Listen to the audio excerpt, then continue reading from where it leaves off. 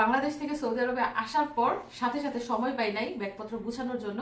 যেগুলো খাবার দাবারের জিনিস এনেছি সেগুলো ফ্রিজে রেখেছি, আর বাকি যে জিনিসগুলো আছে মানে কাপড় চোপড় সেগুলো গুছাই নাই। এগুলো যেহেতু নষ্ট হবে না তাই রেখে দিয়েছিলাম, আজকে পরের দিন গুছাচ্ছি। তো এক দেশ থেকে আরেক দেশে আসলে জানেনি তো নানান রকমের ঝামেলা, গুছগাছের একটা ব্যাপার স্যাপার রয়েছে, তাছাড়া 2টা বাচ্চা নিয়ে সারা দিন এটা সেটা করতে হয়, এজন্য আর সময় পাই নাই। এখন সারা দিনের কাজকর্ম সেরে বসেছি কাপড় চোপড় গুছানোর জন্য। অলরেডি কিছু কাপড় গুছিয়ে ফেলেছি।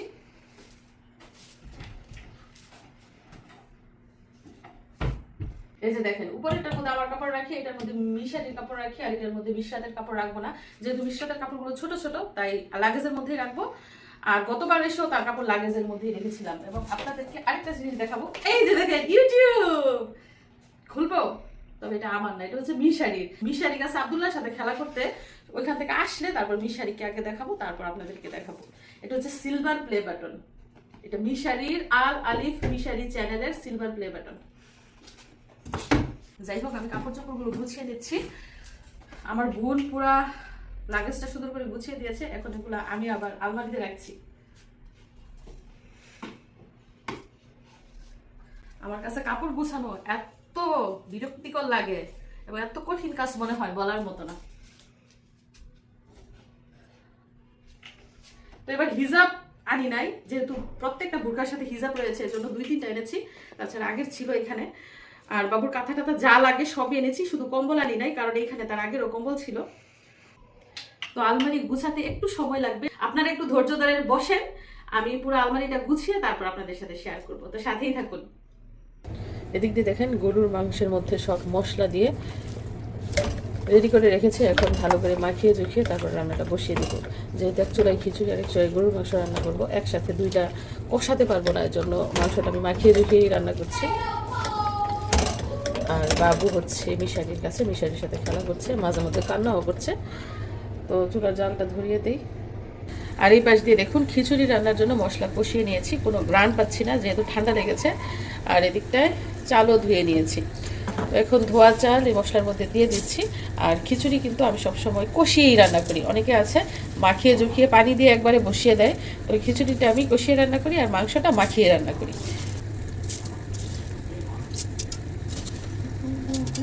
এখন এর মধ্যে দিয়ে দিচ্ছি গরম পানি,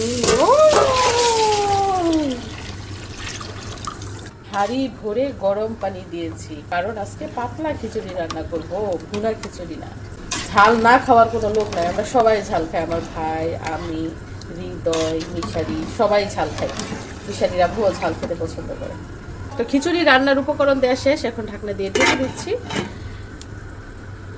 আর এই পাশটা চলো দেখি মাংসের কি অবস্থা।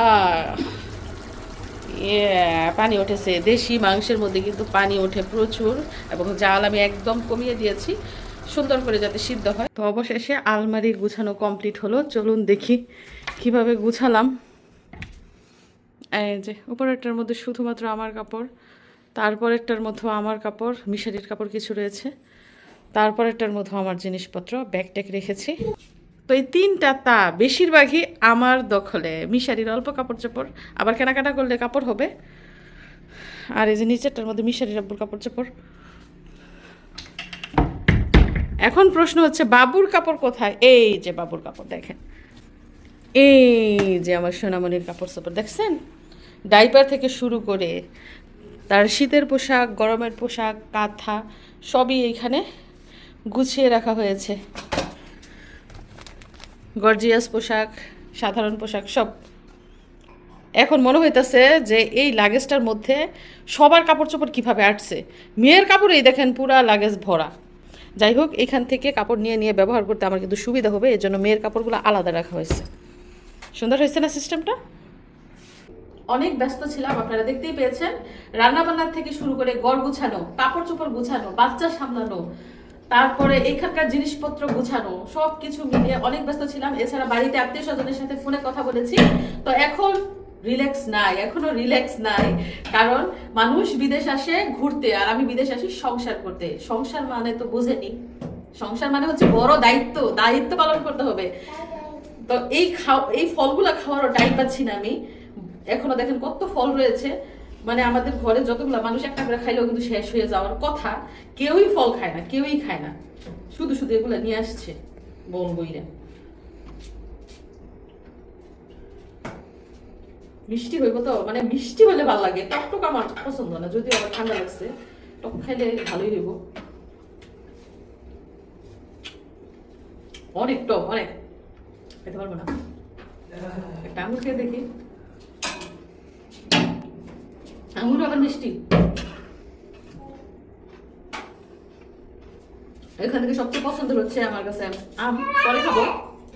সৌদি আরবে পা রাখতে না রাখতেই মিশরাতের ঠান্ডা, আমার ঠান্ডা, মিশারিরও ঠান্ডা কাশি, মানে কয়দিনেই ঠান্ডা জ্বর থাকে জানি না। ঠান্ডা হচ্ছে সবচেয়ে খারাপ অসুখ, এত বিরক্তি লাগে ঠান্ডা হইলে, মাথাটা তো এত ব্যথা করে, এত জিম ধরে থাকে। তো দোয়া করবেন আমাদের জন্য, আমরা যেন সুস্থ থাকি, কারণ আমরা সুস্থ থাকলে আমাদের পরিবারের সবাই ভালো থাকবে। প্রত্যেকটা প্রবাসীর বউই, হ্যাঁ প্রত্যেকটা প্রবাসীর বউই তার স্বামীর কাছে নতুন বউ। শুধু নতুন বিয়ে হলেই নতুন বউ হয় না, প্রবাসীর বউদের যখন তার স্বামীর সাথে দেখা হয় তখনই সে নতুন বউ।